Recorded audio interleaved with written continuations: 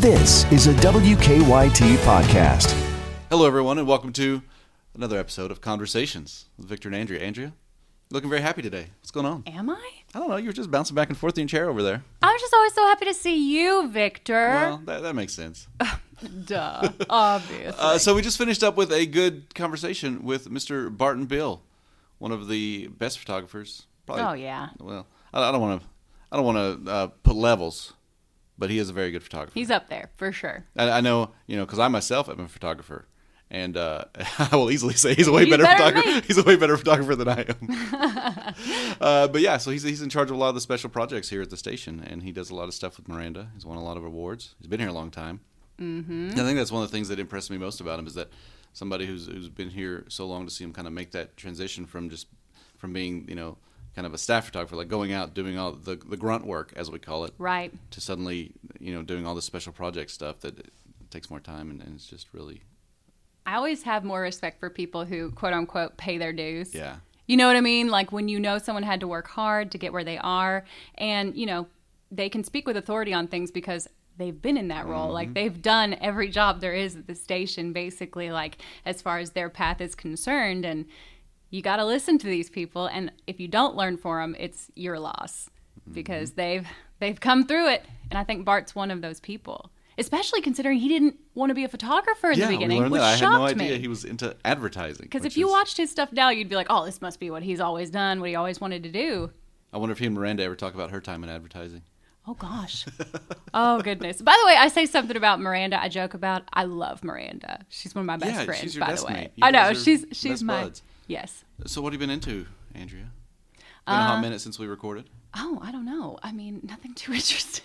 All right, cool. I'm glad you got that That's going the on. update on my life. Okay. All right. Well, everybody, here's our conversation. Wait, do you want to talk about your spoiler alert for the end of the podcast? Oh, yes. So after the podcast is over, after Andrea says bye, because I don't want to spoil it for her either, because she hasn't watched it either, I'm going to get into a spoiler-filled discussion about Avengers Endgame. But it'll be at the very end. And I'm being dismissed from I mean, you can sit here my while I do own it. Well, podcast. actually, time-wise, I'm probably going to have to record it later and then add it in. That's all right. But, yes, so any of you who have already watched Avengers Endgame or who doesn't want to watch it and just wants to have it, you can just listen to my version of it. Oh, gosh. I want to talk about it, just what I enjoyed about it. And then, I like it. You guys can hit me up on Twitter and we'll talk about it. I think Again, warning, turn off right after we stop talking to Bart. I'll make it very clear. Okay, good. Because Bart's going to want to listen to this episode. Mm-hmm, true. And then, he does not want to hear your spoiler. He is also, as I was going to say, he's very excited about watching it. And all I told him was that it was really, really good. So that's my spoiler-free review. All right. But we'll get into that on the backside. Hello, everyone. We are here with photographer extraordinaire, Barton Bill. We just call him Bart. Yeah. How were you going to say it? Oh, Your realization? Yeah, that I could say Barton, just like the intro to the show Martin. Okay. Barton. I was going to say, you had it a lot less gusto this time when you first realized that. Well, you were looking at me, it made me feel weird. Aw, poor Victor. We should probably actually let our guest talk some. Yeah, I guess so. Hi. So what do you want to talk about? You, obviously. Oh, that's a horrible subject. Nah, we disagree. Yeah, well, your name has come up several times while we're talking to other people. They're always like, well, yeah, I'm working with Bart on this, and then it's just always like, well, we should probably just get Bart in here and talk to him. Well, there we go. There we go. You're here now. So how did you get started in the news business? I guess, did you go to school for that? No. I'm probably one of the few that is in the newsroom that does not actually have a journalism degree. Oh. I have an advertising and marketing degree. Really? Yeah. See, we didn't know that. And went to UK. And when we were getting out of college, I say that because Victor. You're from Kentucky? I'm from Kentucky, yeah. I'm originally from London and moved to Lexington when I went to college. Okay. But when we got out of college, it was not a great economic climate. You probably heard that from everyone. It's Right. like, was it ever really good? That's a little when they tell the story. But we had a couple wars going on, and people weren't hiring. So I did have some classes that were minors in journalism, broadcasting, video production. So I had a tape.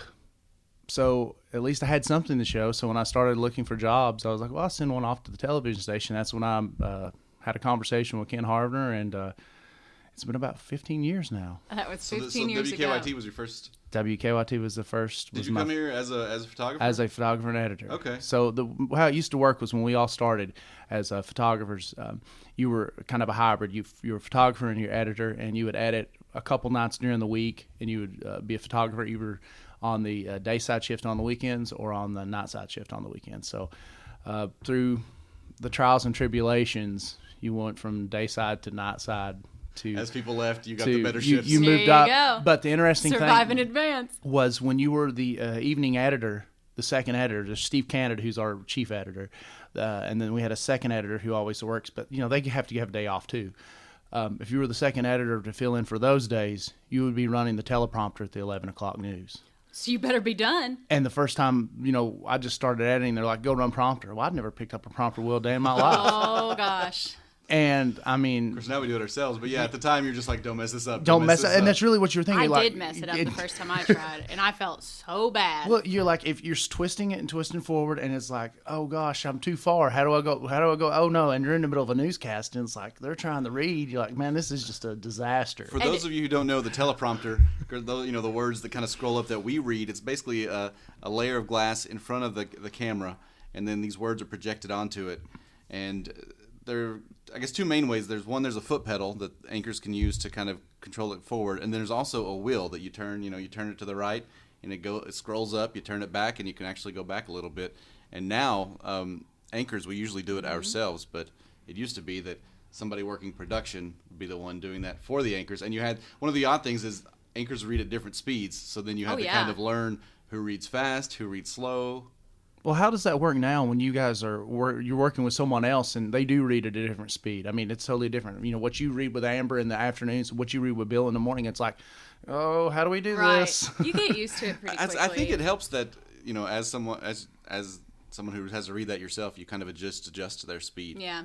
And sometimes, if you feel like they're going too slow, you'll speed it up a Bill little bit. Bill and I both read really fast, so we kind of are pretty consistent. But when I fill in with Barb, we are totally different. Barb is much slower, which is a good thing. I should probably slow down and come more down to Barb's level. But it is different, but you get used to it quickly. I want to go back and talk about you just having the minor with journalism. So obviously this was something that you were interested in beforehand. What made you interested in it in the first place? Well, go back before I even started here, before I even started, went to college. Mm-hmm. When I was in high school, I worked at a radio station along with a bunch of other jobs. And I also would write a little bit for the local paper. What I did with the radio station was I did color commentating for basketball games, high school basketball games. And then I parlayed that into the paper in the other county wanting to cover the same schools that we were doing radio for. And he's like, hey, I'll $20, if we write something, we'll put it in the paper. Like, heck yeah. So I was like, okay, so I'm already, and to tell you how long, it wasn't. What was this, like 99? This was 99, 98, 99. So we got like $20 for a game. That's big money.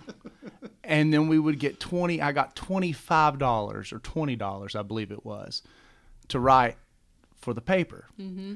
So I was thinking, this is $45 right here per game, plus whatever my part-time job was I was working at that time. So I was like, well, let's just parlay this into, more money, because I really can't get more hours because I'm spread out all over the place anyhow. So it just, that's kind of how it started. And you move off to college and your mind, you start realizing that I don't think that's what I want to do. Mm-hmm. So I changed my mind and went down the advertising marketing route, and that didn't work out for me. But has that helped you along the way in this career?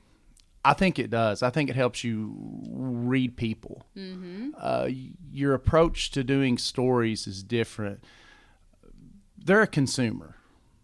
So, right, and and a lot of times people don't understand that because journalists like to think of journalist integrity and exactly, like, honey, exactly. They aren't watching; it don't matter. And that's the kind of point is like that's great and all, and it's nice that you have that, but there has to be something deliver, a product, good, or service, as marketing people would say, to bring to your viewer so that they'll watch that story, which could be a minute to 5 minutes long, depending on how you're doing it. And what it's worth. Yeah. You know what I mean? Some stories are worth a minute, some are worth more. So eventually you made the transition from kind of being a day-to-day photographer, getting signed to a different reporter every day, to being more feature stories? Yeah. How did that happen? Because, for a few years, you were just kind of, staff photographer, one of several. How did that transition happen? I'll say something first before you even start, because he's really good. Because Okay, I know well, he yes. won't say that about himself. He's really talented. I think most people would say you're our best photographer. Well, I won't go that far as to say that, but I thank you for the But compliment. I said it for you, so you didn't have to. When I started, I worked 3 or 4 years, evenings and weekends, and then I transitioned to a Monday through Friday night side shift. And I think I did that close. Total between all that was like right at 9 years, 9.5. And 14, we had what they called at the time a special projects for the shooter. He left and went to another station, and an opportunity came out. Shout out to John Wilson. John Wilson. Hey, John, I don't know if John's listening right now, but he's like, well, you can't say my name. You're my friend. Well, at that same point in time, it'd been 9-10 years, and I'd been working nights. And I'd been married for 5 years at that point. And my wife and I had just found out that my wife was pregnant. So as John left, the opportunity came about, and I was like, look, this may be my only shot to ever get a dayside shift. Because, no offense to the guys that are above me, you start getting into the Ray Browns and Ken Harbiners and Dean Handys. And they're not going anywhere. They're not going anywhere. And they had 20-plus years. Up to right up now, you look at some of them are sitting at 34, 35 years. And I can't. You can't compete with that. I can't compete with that. Like, so night side for 30 years. So this opportunity presented itself, and that's kind of how I got there, and tried to make the most of it. And what was it like filling that position? Because, John won several Emmys. He was, at that point, considered one of the best photographers at the station, one of the best editors. He'd done a lot of really great special project stuff. So what was it like knowing that you would be going into that role? For me, it was kind of like business as usual, because when we worked night side, the way it was at that time, we had people like Kristen Kennedy and Gabriel Rojas and Dave Spencer. All these people, if Kristen's still here, a lot of people moved up to other markets. Dave's an anchor in Detroit now. Yeah. Gabriel was a reporter for the CBS O&O in Dallas. So we had some very talented reporters. And what we always joked around, and even with John Wilson, even Brandon Whitworth, was we shoot some of the best of VOSOTs in the country. And for people that don't know what a VOSOT is, I'll break it down to you real quick. It was a story that we were going to work on and make a package, and then breaking news occurred at 9:30, and we ran out the door in a live truck with our hair on fire, and we went and covered that. So it's like, so what do you do with this great story? You spent 2 hours you spent two stories. Now it's gone. So we just pick out a soundbite and throw about 25 to 35 seconds worth of pretty nice B-roll. It's beautiful. And that was it. There you go. We had enough practice doing that to where we knew what we were doing. It's just it provided you the opportunity to follow through on that stuff. So. Well, here's a question I have, especially since you didn't start out in journalism, really. How did you get better? Because you're so good now. I feel like you have to push yourself, because a lot of times no one's going to do it for you. You have to be very self-motivated. So what do? Do you watch other people? Do you just have a good eye? Yeah, you watch a lot of other people's work, and I've had the privilege to go to quite a few workshops through WKYT, through the National Press Photographers Association, the MPPA, or the Kentucky News Photographers Association. They're a contest that we enter our work in, and they're critics. They're kind of harsh on your storytelling and your photography and the way you build a story with a beginning, middle, and end. And when you start getting these critiques from these people, it's one of two things. You can either hang your head and pout, or you can say, I'm going to get better. Right. And it's hard for people to do that. So you have to make a choice. And for a lot of people, if you go down that road, you're going to have to either get better or hang your head. Thicken that skin up. So that's kind of the work. You're like, how can I make this better? And that's kind of the mentality you have to really have, is you watch other people's stuff and you don't take your work that seriously, because there's always a flaw in everything we do. And that's kind of where you go from there, is you just try to figure out how you can make things better. And you realize that there's always constant improvement in these things. I'd imagine every story that you, even if you spend weeks on it, when you go to hand it in, you watch it, and you're still like, oh, I could have done that better. I wish I'd have made change there. I could have. Some of the things you can do is go back and watch your work 6 months later. I had a friend of mine tell me that once. Go watch your stuff that you did 6 months ago, or watch that story. Give yourself some distance. Get out of that debate. Give yourself some distance. You'll start seeing some things. You're like, why did I do that? Or that was stupid. Or why didn't I get this shot? So you kind of think along those lines as to where you could have improved. But then also you have to be mindful of the situation you were in when you were shooting that. Hey, maybe your microphone died on you. You pulled that one through. You never thought that the interview wasn't going to show up, so you lost an interview and you had 3 lined up. So there's a game within a game. It's called embracing, the hand that you're dealt. So you kind of learn to adapt, and sometimes the greatest victories you'll have is when things fall apart, and then you're able to salvage it. There was a story on NPR about this world-class musician. He played piano, and he showed up at some school, and basically, there were a few keys that did not work. It was completely out of tune, and it was this young girl that had asked him to do it, and she was like, because he had thrown a fit and, made a fool of himself, basically, so mad. And this little girl was like, please, I'm so sorry, I didn't know. So he's like, fine, I'll play it, but I want you to keep this and show everyone this is what happens when you're not prepared. It turned out to be the best thing he had ever done. But because he was so good, he was able to adjust on the fly, and it forced him to be creative in a way that he'd never tried before. And that, honestly, that you can learn so much from that. One of my favorite game designers, one of his favorite sayings is restrictions breed creativity. Yeah. If you give somebody a blank page and you're like, here, do this, it's like you kind of freeze up. But if you say, okay, these are your parameters, you get this, this, and this, suddenly you find ways to make it work. All right, so we talked about John Wilson. Oh, go ahead. I'm sorry. So that's just one of the things is so many of the memorable stories that I look back on. Parts of those stories will be when it fell apart and how we put it back together. And I've always been. I'm not gonna say I'm a great shooter. I think I'm good at not giving up. And they say sometimes you polish, and some people learn to let go. I'll polish and I'll polish and I'll polish. And at the end of the day, I've made something that is, made something out of nothing, so to speak. Yeah. And that's kind of how I am. It's just trying to will it into existence. Where there's a will, there's a way. So we talked about John Wilson won some awards.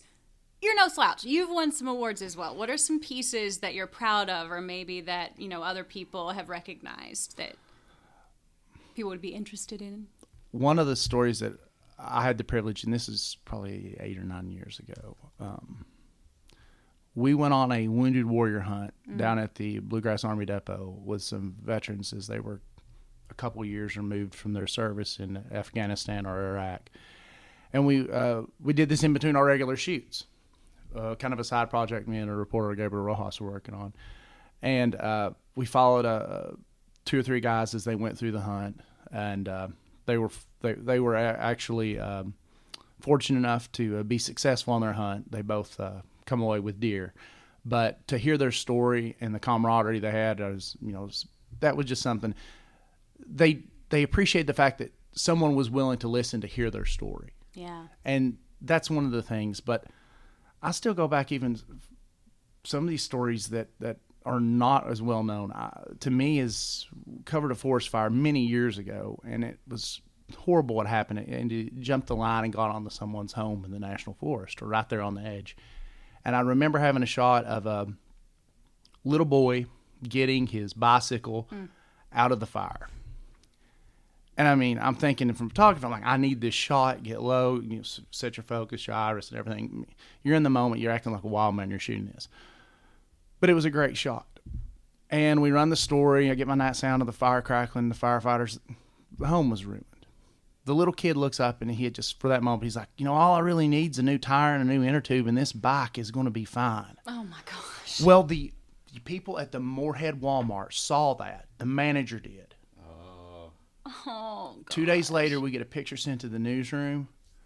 They gave these kids new bicycles. And to me, that's the greatest award. That's the story. Because you had a hand in that. I couldn't change the fire. I couldn't change what happened. It was horrible. I wish I could do so many different things here. But what I was able to do was, put a smile on his face or help. I mean, I didn't put the smile on the face, but I helped do something that drew someone's attention to it. But because you had done that, those kids got those Oh my bikes. gosh. And other people saw that. They want to step up and help too. And that's kind of like, the mentality of getting a viewer to watch.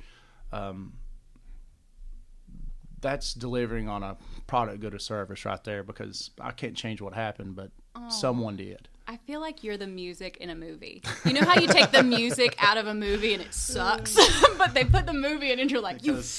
Swells, yeah. But that's your job. You make us feel things as much or more than the reporter. It's a all team. goes. We've all said this. You can have the greatest pictures in the world, but if the script's not great, it's not good. And you can have the greatest script in the world, and if the video's not good, it's not good. That's right.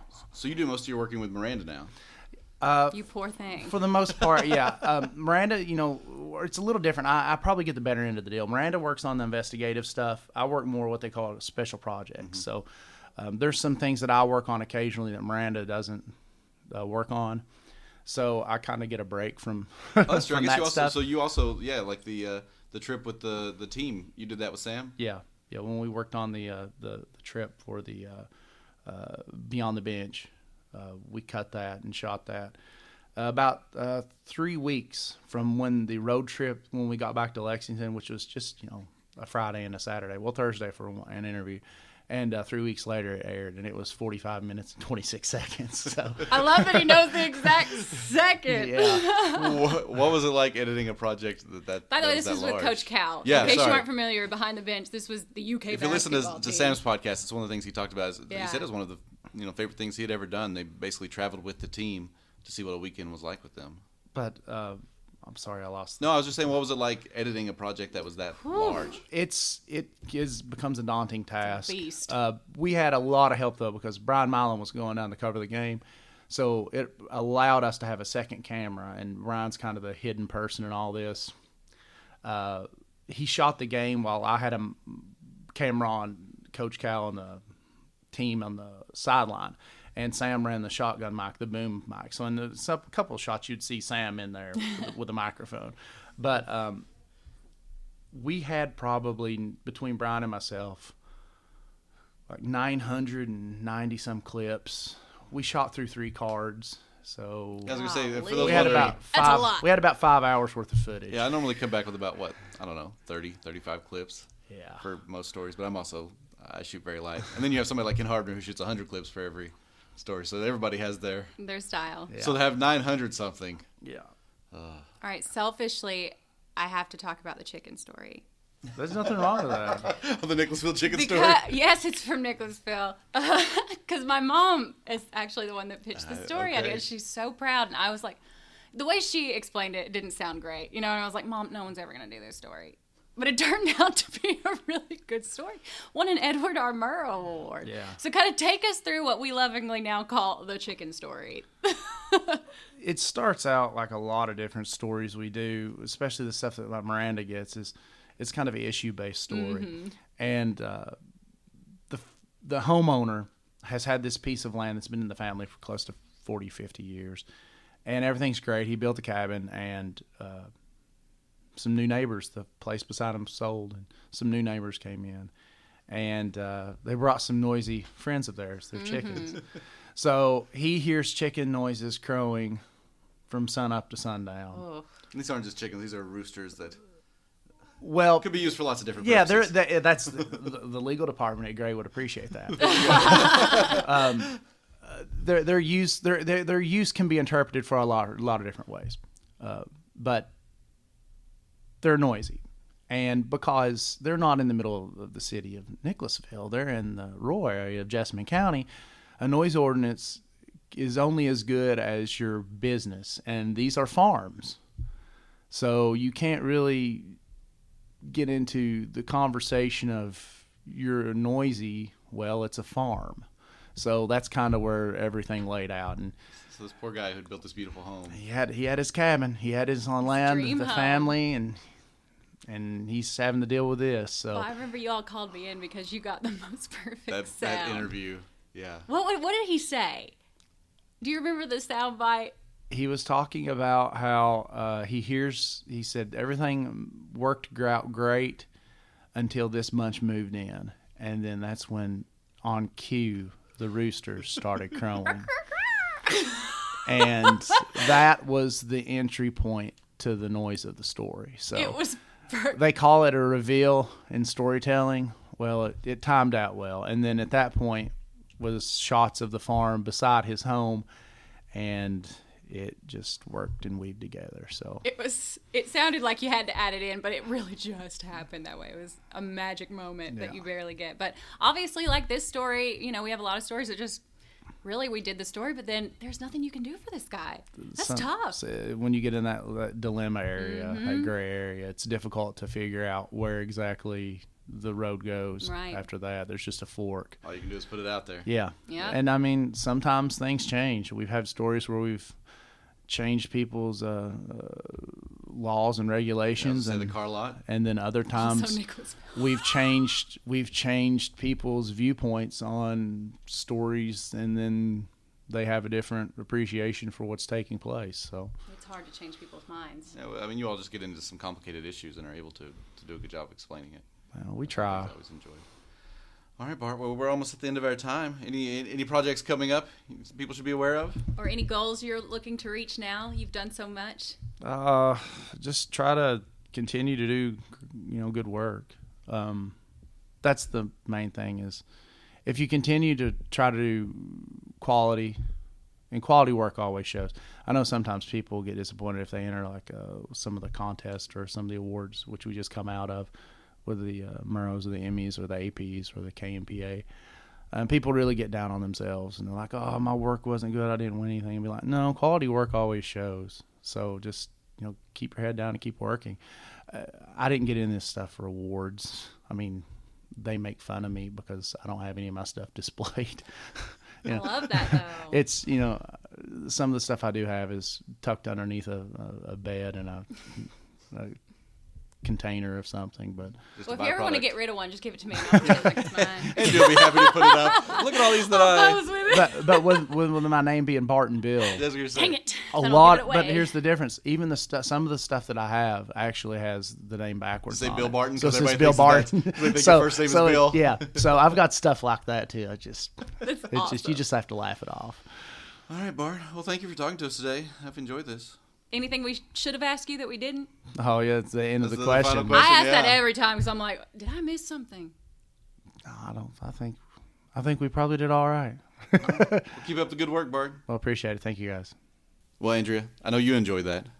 I always do. I love talking to people and just learning about people. Like we say, I feel like we're broken records, but I'm almost like, I didn't know that. I learned so much. And this wasn't even specifically planned. We literally just walked in like, oh, wait. Let's find somebody to talk to. And Bart was here. And we're very excited because we've been wanting to talk to him. Yes. And it just all serendipitous. It all just fell together. Mm-hmm. So that was nice. So there we go. In the interest of being, what's the word I'm looking for? Not opaque. Transparent? Yes. There you transparent. Kind of close. Words are hard. Words are hard. Anyway, we were feeling very unmotivated, if we're telling the truth, because we were like, are we going to do one this week? We're both like, oh, we could. Yeah, but we got it done. And we did. Good. I'm proud of us. I am too. Look at us. And if you're listening to this, depending on when you're listening to it, you're assuming that I edited it all together and put it out. So that's still got to happen too. Well, but it'll happen. I think it'll get done. Andrew, what's your favorite thing this week? Ooh, my favorite thing this week. Goodness gracious. I'll tell you mine. It is a YouTube channel. I think the name of the guy is Sean Tank Top. But he is a bartender at this bar called the Burlington in Chicago, Illinois, and they always do viewing parties for Game of Thrones episodes. Ooh. And he records the crowd and then edits together the crowd watching these episodes. I saw clips of this. So then you can watch the episodes, and obviously you want to do this after you've already watched the episode, and it's the highlights, and so then it's like you're watching it with a crowd. And it's really fun. I enjoy reaction videos anyway. I don't know if it's just because I need friends or what, but same. Yeah, and so there's a very big moment from this week's episode of Game of Thrones that he separated as just its own individual clip. It's and awesome. It's got 2.5 million views at this point, but it's just so fun because you see the crowd. They think one thing's going to happen, they get excited, then they're kind of scared, then they're excited again, and so just watching this crowd watch that episode it's really fun if once you've already watched that episode to kind of go back and to watch it with the crowd. Because you were probably doing the same thing. And it's funny that you say that because I spent the weekend in Rockcastle County with one of my best friends / producer, Kelsey Mattingly. Her family was so sweet. And I got to spend the weekend with them. She was also very excited about it. And I was a week behind. So I got to watch the second episode with her Before family. Them, yeah, so you caught up. And they're huge fans. And where I have this weird schedule, I typically have to watch by myself the day after. Yeah. And it's like I had forgotten how much more fun it is to watch it. Yeah, to have a viewing with party friends. almost. Yeah. Oh, friends are great. Yeah, but technically I'm asleep most of the time. So that's one of my favorite things. My other favorite thing this week is the artist Lizzo. I've heard nothing but good things, but I haven't actually listened to her. Other people whose opinion I value have said Lizzo was great. I need to listen. You would love her. Yeah. She's awesome. So I heard the song Truth Hurts in a movie, a random Netflix movie that I watched and cried at on a Friday night by myself with my dog. Anyway, that's not the important part. I did discover Lizzo. Listen to Truth Hurts. I think that can hook you. And then Juice, Tempo with Missy Elliott. I've become a big Lizzo fan. Wow. And also All right. she's just a cool person. I will check that out. I'm excited to listen to some new music. I always get aggravated whenever people go, "Oh, there's no good music anymore. The only good music was classic." It's like, no, there's great music in every era. There's just fantastic music being put out by all kinds of new artists. A lot of it doesn't make it on the radio, but that's the great thing about the way things have evolved now. You can just find it on your own, and then really good music will find a platform. They'll find an audience, and people will share it on their own. She's very girl power, but also you can definitely hear some Prince. Definitely she was nice. Influenced by Prince. I can hear it. All right. Well, I'm excited to listen to some Lizzo. You guys check out Game of Thrones at the Burlington. And thanks for listening this week. Bye. Bye. All right, everyone. If you've listened this far, from here on out, this is going to be spoiler material for Avengers Endgame. I'm giving you a warning. I don't want anybody who hasn't seen it to listen to this because I really believe you should go see this movie. Ideally see Infinity War first. It'd be a little hard to understand without it. But either way, you're going to have a good time. I'm joined right now by Mr. Deven Jackson. What up? Thanks for joining me. He's someone else in the newsroom. That when we saw each other Monday, we both walked in and just looked at each other. I don't know who said it first. We're like, did you see it? You always got to give the look and just like, before you say anything, just, did you see it? There you go. So I knew that he was someone who was just as excited about this as I was. So I thought, you know what? Rather than just have me ramble on for a while by myself, I would have him come join me so we could go over some of the highlights. I wouldn't even call this a review because basically we both loved it. I mean, that's... Yeah. All 5, 6, 10, however many stars you want to give it. It's got it. I give it the highest possible rating.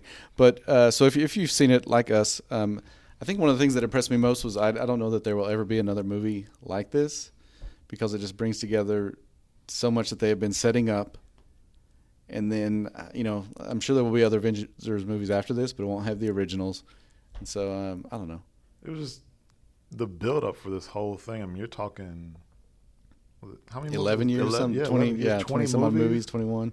There's not another, nobody can do that. Yeah. There's not another story worth doing that. And that's the other thing. They've just borrowed so much. So I guess we'll go kind of chronologically. I think as soon as I saw Hawkeye in the start, I knew what was about to happen. I even told my wife, I was like, oh, his family's going to go away. And that's the way it starts. I mean, it starts like it just breaks your heart right at the very beginning because it's him. You see he's retired from superhero life. He's happy. And then they all just get ashed away. Here we go. So that was kind of crazy.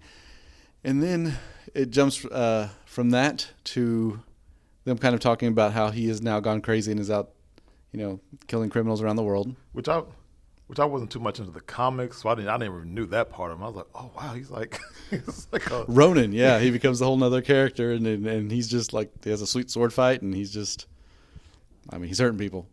He is. He went full crazy. There you go. He went off the deep end. Some people grieve in different ways. There we go. Yeah, some people take up knitting. Some people build walls with everybody's names on it, and some people kill the Yakuza gang. Exactly. So some people travel the globe killing people. So then it jumps to them kind of all talking about what they're going to do to take care of everything. Captain Marvel comes back. And so how surprised were you when they killed Thanos within the first 10, 15 minutes? I thought, okay, we're going to have like a big fight. They're going to yeah, lose. I'm like, all right, they're going to regroup. They're going to, this is going to when Thor did the big chop, I was like, okay. What? Like, oh, this movie's not going to be what I expected it to be. Like, so where do we go from here? And that's, I think the whole theater I was in just go, what? And then you see that 5 pop up, and in my head I'm thinking, okay, weeks, months, and I was processing so quick. I'm like, no way, it'll be years, because that's just, and then Like 5 years just comes up separately, and you realize, oh man. Which is one of the other things that surprised me about this was how much they dwelled on just being sad. Yeah, Like it mattered. It was like back to the grim. Like, it really showed how everybody was dealing. I mean, some people could move on. Tony had when he hadn't had his family. I mean, Tony got the best of all of it. Yeah, best of all of it, and some people just couldn't get over it. Which is good, kind of what makes it. It's interesting because the arc between him and Captain America. Like Captain America is someone who has always done everything for others. He's always sacrificed for others. And at the end of it, he finally does something for himself. And whereas Tony Stark is always, kind of living for himself, and then, his whole arc is about sacrifice. So it's kind of interesting to see those two converge. So so then you jump ahead to 5 years. You see, Captain America's doing like a support group. Tony's, got a wife and a cute little kid, which is just immediately. I was worried the whole movie that they would. It made sense once they realized that they were just going to change things the way they were now, because there was no way that Tony would go back and change things, because there might be a chance he'd lose his kid. Right. And I'm like, well, there's no way he's not going to do that at all. So, anyway, then Scott Lang comes out, which was always nice seeing Paul Rudd. But with all the sadness in that first beginning, you needed some comic relief, and you knew it was going to come from him. Yeah, that's the thing. Yeah, him just being on screen adds some humor. He also doesn't age. It's kind of freaky. You see pictures of him in Clueless. Yeah, it is. Pictures of him now. He looks basically the same. So then he comes out, and so there were lots of surprises, and one of the things I really appreciated was that the commercials gave away almost nothing. Some of the commercials that are coming out now give away stuff, but the first time you see the Hulk, I never would have thought that would look. And he's sitting there. I was like, "Whoa, that's crazy!" And he's smart, and he's talking, and he's got all these giant bowls of food because he's the Hulk, and he's got to eat that much. He's like a big fan. Yeah, got a fan people group. come over. Excuse me, Hulk, can I take a picture? Yeah, come on, get in here. Hulk out. Do you want a picture with Ant-Man? Who? Yeah, he really wants to feel. He's gonna feel bad. Yeah, go ahead, take a picture with Ant-Man. No, Hulk, they're good. They don't. So that, which was interesting, because that they pulled a lot of stuff obviously from the comics, but that has happened in the comics before, where he's able to combine the two, his Hulk persona and Bruce Banner, where he's so smart. But it was very interesting to see. And it made me think about it, because when I saw him, I was like, well, how the heck did they do that? And then I remember at the end of Infinity Stone, he was talking. He was like, oh, we got a lot of things to work out. Mm-hmm. And I guess he had 5 years to figure it out. And he even mentions at one point about spending like 18 months or some amount of time in a gamma chamber or something. Oh, yeah, he did say that. And so he's able to, I guess, bring that out and merge the two, which was interesting. So, so that happens. And then they're trying to figure out time travel. There's the funny stuff with Scott Lang, where he's not sure who peed himself because he becomes an old man and then a baby. That was hilarious. And then finally, Hawkeye's like, no, I'll do it. I'll be the test subject. Because he's kind of thinking, Hawkeye is kind of like, I'm ready to die anyway. Yeah, and that's what I expected the whole time. He's like, I've got a reason to die. And so then, he goes back to his house, and he hears his daughter. And he's only there for a few seconds, though, and gets pulled back. And that's when they realize that it's going to work. And in the meantime, Tony Stark, just being Tony Stark, randomly figures out time travel. Yeah, just randomly. Just while he's having his midnight snack. Yeah, just lets out an expletive. And that's the other thing I liked about it, was that, like, the relationship between him and Pepper is, she knows him. And at no point does she go, no, we've got a family. We've got, don't do this. She knows him. She goes, yeah, I mean, we've got it pretty good, but if you can save the world, that's kind of what you got to do. And bring Petey back. Yeah. Well, and that's the other thing. So he's got this kid, but he keeps looking at the picture of Peter Parker, who he's the one who introduced him into in this version of the Marvel Universe. He's the one who introduced him to that life. And so he kind of holds himself responsible. Yeah. So that, and so they finally all join up, and I got really excited when I realized that it was going to be a time travel heist movie. Yeah, I didn't expect that at all. But then it was like, oh man, we're gonna like find every stone and like go back to the previous movies and times, and just like, that is sweet. That's what I enjoyed. As soon as I did that, I said, oh, it's going to be. It's like it allowed them to do a greatest hits. Mm-hmm. It allowed them to go back to all these other movies and to touch on them, even like Thor 2, which everybody kind of poops on, but I kind of like Thor 2, but they went back to Thor 2. Ragnarok was pretty good. I mean, it was, Oh, Ragnarok's amazing. That's the third Thor movie. Yeah, I Thor, never the saw Dark second World. one. Yeah, there you go. So you missed out. I never saw it. That's one where Natalie Portman gets the aether in her. 'cause And they have to get it out. I totally missed that. I was like, she's what? Yeah, essentially she wound up with the Infinity Stone inside of her, and they had to get it out. Which you wonder, like, well, how's Cap putting that one back? Anyway, yeah. So when you realize that they're going to be going back to all of these different movies that you already enjoy, and it's just, yeah, it's so good. And then it also sets up so much for later on, because Loki steals the Tesseract at one point and just boop, he just disappears. That was probably that was a pretty funny moment, just with the Hulk coming down, and you're like, Tony's got it. This is pretty easy. The Hulk knocks him over, takes stairs. Yeah, and then you've got Tony on the ground. I enjoyed where Tony's like, "Help him! Somebody help him!" Because he's like, "No, that's literally me. Please, you all, Please don't let him die." And then, so then Captain America gets into the elevator, and you immediately think of the scene from Winter Soldier, where he's in the elevator with all those guys, and you think he's going to beat them all up again. Mm-hmm. But he's so far ahead of everything that he knows, and it's also, there's a moment in the comics where something similar had happened, and people would hate it. But then when he just leans in and goes, "Hell Hydra," and they're like, "Oh, okay, that's it." They just, you see them all kind of like, "Oh yeah, we got Captain America too, sweet," and he just hands it off. Oh, then have we already gone past Fat Thor yet? No, yeah. So that was an interesting reveal. Yeah, they go to get Thor, and you see Valkyrie, which is nice, knowing that she survived. And then they walk in, and him and Torg is his name, and Meek, Cleek, whatever, the little bug. They're all just playing. Just chilling, we're just living life now. Just playing video games. Yeah, it's like, oh, Noob Master 69. Still back on. Thor gets on him. I'm going to come to your house. Oh, thanks. Thanks, Thor. So, yes, Thor has PTSD and has put on some weight. And that's the other thing. I kept waiting for him to go, get like lightning strike him and just everything to just fly away and him to be standing there all like skinny Thor. But it never happened. He was chubby Thor the entire time. And I loved it. I was like, that's great. And I love the Big Lebowski, the reference. Yeah. All right, come on, Lebowski. Oh, man. So that happens. Tony and Cap, where they mess up, they have to go even further back in time. And Tony gets to see his dad. That was pretty good, because it was like he wanted so bad to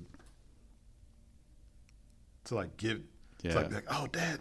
Yeah, like, but he couldn't. And he had to be, then when he hugs him, thank you for what you for your did service. for the service. Yeah, for what you've done for the country. So that was great. Then the whole rough upbringing. He was like, Talked about his dad. Tough dad, talking about him. He was like, but I just remember the good things. So it's like so it wouldn't change him how he raised Tony. So I thought it was pretty good. Yeah, that was pretty sweet. And then got Hawkeye and it's not Scarlet, Black Widow. And yeah, I think it threw me off so much because whenever they were both like, "Oh, I think you're thinking about the other person," and you realize that they each expect to be the one to die. Yeah. And again, they've set it up. You expect Hawkeye to be the one, but Black Widow, I think in her mind she thought, well, if this succeeds, his family's going to be back, and they're going to need him. That is true. And so I was not expecting that. What's the way they played it? I mean, they just drew it as like, okay, one's going to get out. Oh no! So it's like, oh, who's going to let go? Who's going to let go? Oh. And then she finally got the upper hand. Yeah. And so that one hurt. That was the first. Well, that was one of many just kicks in the guts. So that happens, and then whenever Nebula, Thanos of 2013 or whatever realizes what's going on, and you realize, oh, she's going to get back and just wreak havoc. Which I thought he was going to come back a lot faster, and first I thought he was just going to kill her. Yeah, just straight up. Just straight up, yeah. But the fact you're that betray me, so you're gone. But the fact that die in the present, he decided to use her to try to set things up, and the fact that he said, "Well, they're gonna collect them. I'll just wait for them." If you do you need to go? Do you have a text? No. Okay, we're working. All right, no, you're good. We're recording this in the middle of the day. We're probably going to have to stop at some point. But yeah. So then that obviously they collect all the gems. They get back. You think everything's great, and they also realize that. They create like an Iron Man glove to hold the gems, which I thought was real sweet.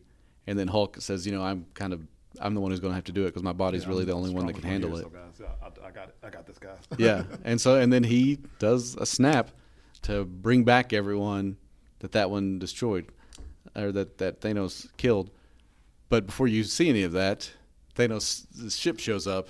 I was like, oh, shit. I thought Ant-Man was dead. I thought everybody was dead. I was like, oh, but he's just leveled everybody. Which I guess Ant-Man could go like microscopic at a moment's notice. That's kind of the way for him to survive, and everybody else kind of got stuck under rubble. But yeah, so then Thanos' ship shows up. He blows everything up, and then you get the fight that you'd been waiting for. And so I think the one of the loudest I've ever been in a theater was when Thanos is beating up Thor, and all of a sudden you see Mjolnir lift a little bit, because I knew what I was like, oh, then I start, and my wife's kind of looking at me, what's going on? But then the hammer hits Thanos in the back of the head. It comes flying back into Cap's hand. It was the I don't know about the movie theater you were in. I'm sure it was all the same. I mean, you just heard an eruption, like, oh my god!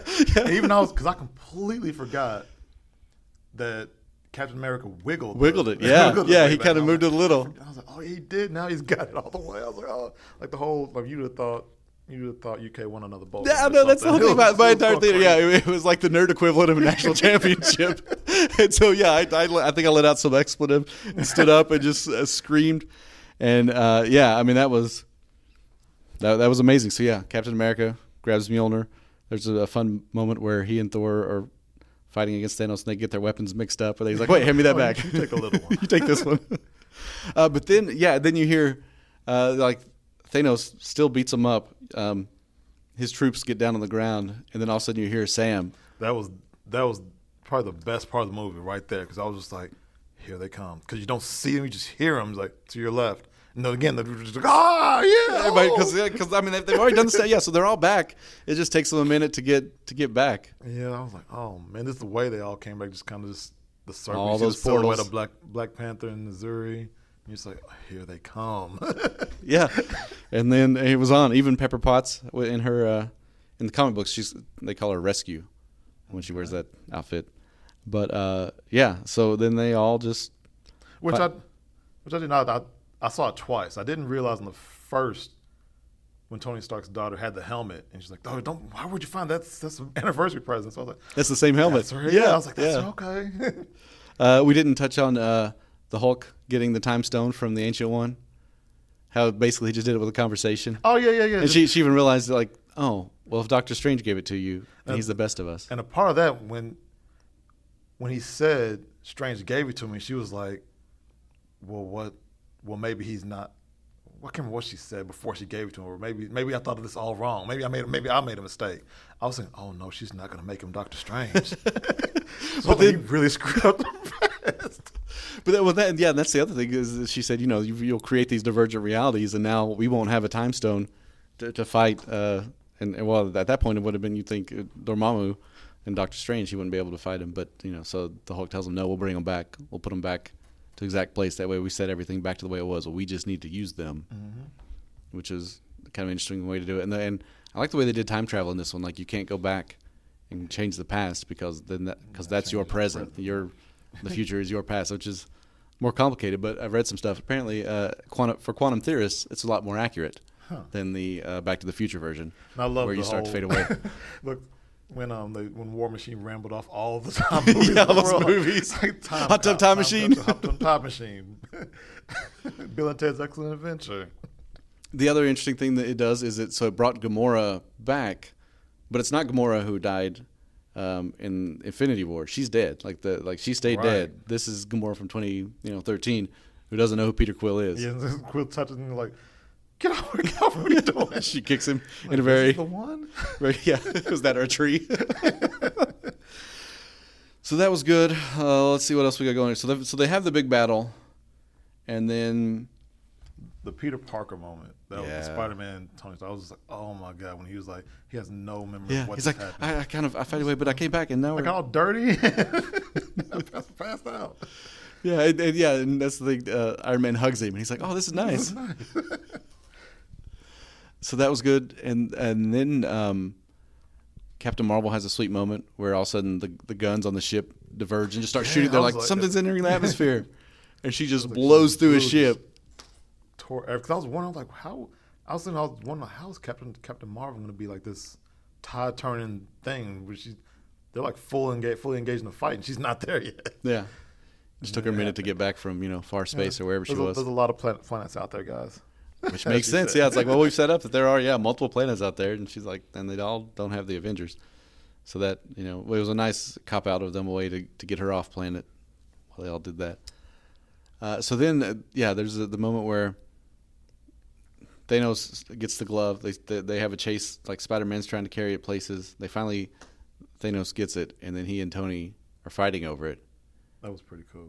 Yeah, and then he goes to snap because Thanos pushes him away. He's like, I've got it, and then it's just hollow. As soon as he snapped, I could tell. I was like, the way they're shooting it, they're not showing the stones. Yeah. Well, also there wasn't like an energy. There wasn't like power. Yeah. So I was like, he's got him.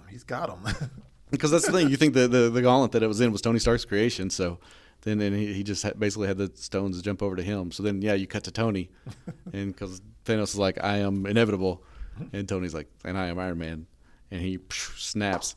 And then all of Thanos' people just start dusting away. And the other thing I loved was how Thanos at that point is just like, well, they got me. And he just sits down and just looks tired, like, well, and just. It's almost the same as when he succeeded in Infinity War. It was kind of like but it was one. This is like it's over. Yeah, well, both times it's just like, all right, well, it's done. I mean, and this time it's done. And so then he fades away, but then you cut to Tony. No, then I like the rewind a little bit. The whole girl power moment. Yeah, I like that too. I heard people complain. It's like, what are you all talking about? That was sweet. I was like, the girl, because she's not alone. I was like, that's really cool. Yeah, I like that too. I think if I complain about that, it's like, what's your problem? Yeah. So yeah, that was really cool. I loved Gwyneth Paltrow's suit. It was sweet. The thing like circling around it, and so that was fun. And the thing I enjoyed was that they gave everybody a moment. Scarlet Witch had a really cool moment where she's fighting Thanos. He's like, I don't even know who you are. She's like, you will, and then lifts him up, almost breaks him in half. Yeah, I wish she would have said something a little more, because just the fact that Thanos was like, I don't even know you. Yeah, it was like what it means. Nothing that you're that you're hurting me. It's like, oh, you're just ouch, lady. Like, you killed the love of my life or something. You should have said something like that. Yeah, and that's the thing. There were, twice. Twice. That's true. Yeah, it's like, oh, you brought him back and then killed him again. That ain't cool. Actually, I guess she killed him the first time. Yeah, you're right. Yeah, forced him to kill him. Yeah. So, then after he does the snap again, he's laying there and he's just, bleeding from his eyes, from his nose. He doesn't. I don't think he even said anything, did he? He was just sit there and just died. No, he didn't. He just because Gwyneth said, "Look at me." Well, and then that's the thing. Like Peter Parker gets to him first, and he's obviously very sad. And that's when I started being a little teary eyed. Yeah, that was it. That didn't get me. The funeral almost got me. But that's the thing. And then Gwyneth, like, whenever Pepper Potts gets down and pushes him aside, like, okay, you had your moment, just let me. Mm-hmm. But then when she looked at him, she's like, we're going to be okay. She's talking about her and their daughter, and the fact that they're going to have to go on without him. It's like, whew. And the whole time that I was thinking, he's all right. He's just bad. He's just hurt. He's just banged up. He's just banged up.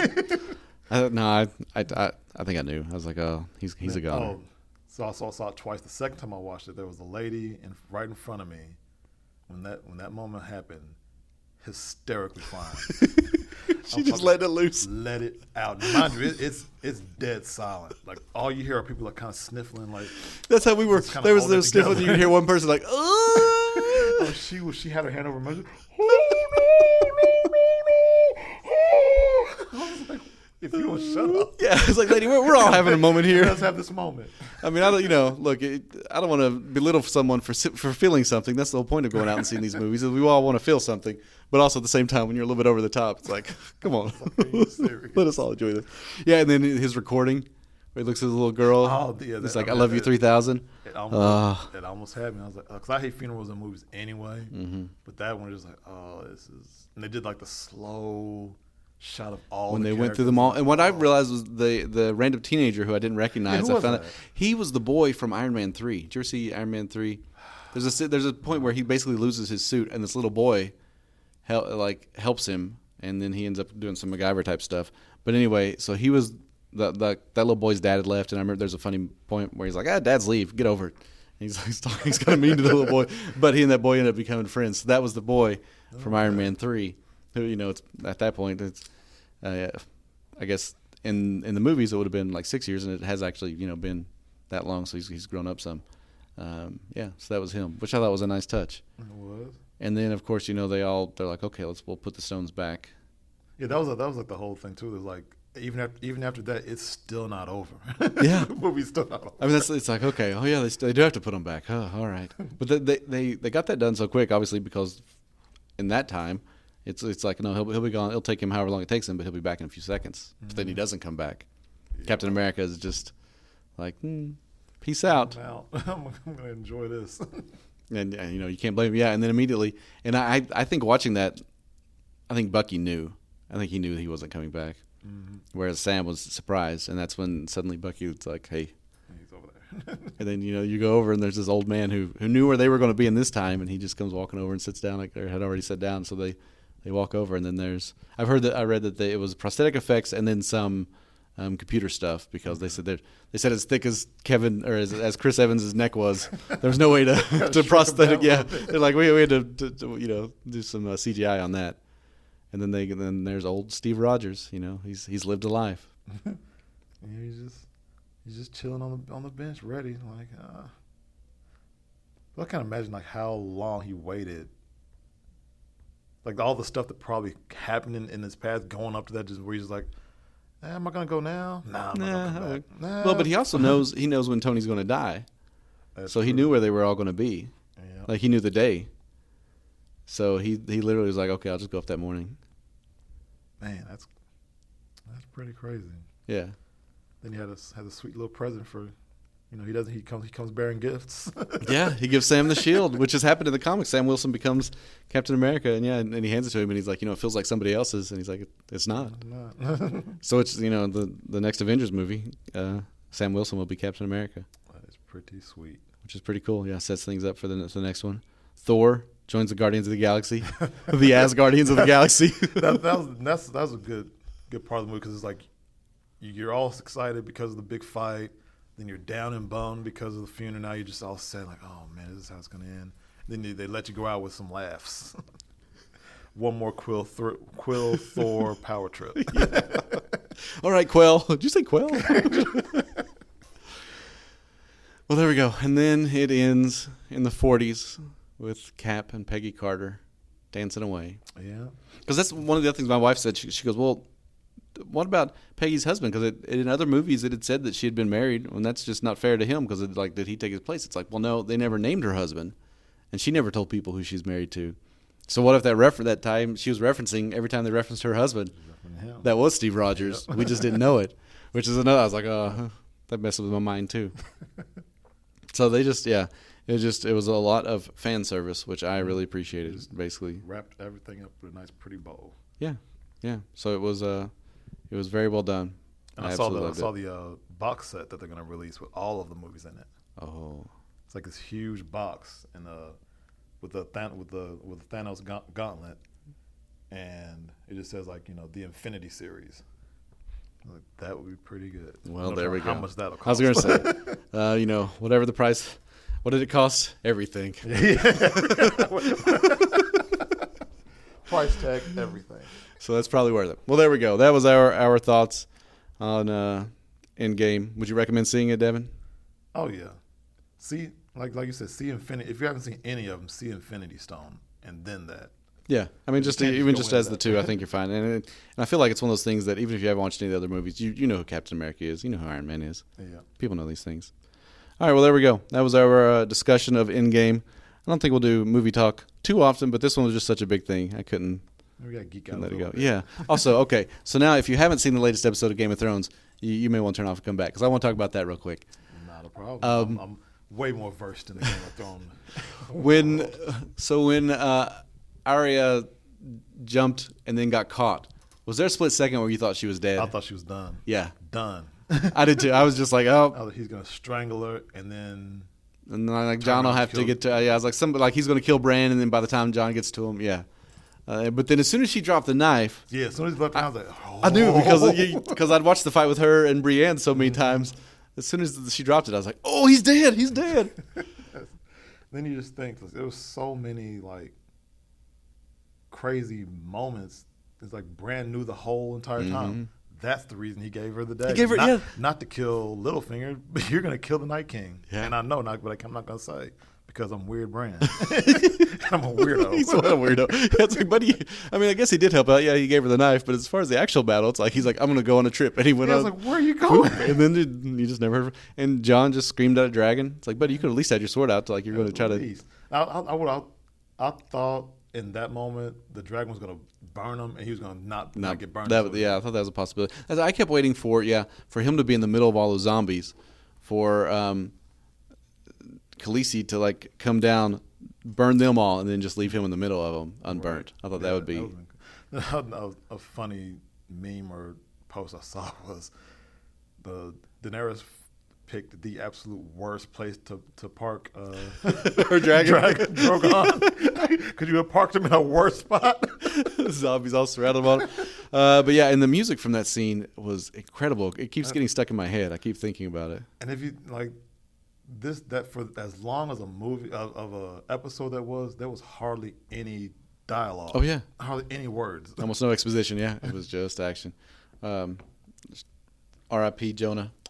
Yeah, and all those Mormons. Lil Mormont. All the Mormons went out like, geez, I was so sad when Commander, she went. Yeah. They all went out. You could almost say they all went out protecting Winterfell. Yeah. Yeah. Or protecting that's the true. North. Protecting the North. Yeah, they all did. Wow. All right. Well, that's it. I just want to hear your thoughts on that. All right. Well. Right on time. All right. Well, somebody's going to go work on a story. I got to go anchor a newscast. But we hope you all enjoyed this. Have a good one. Cool.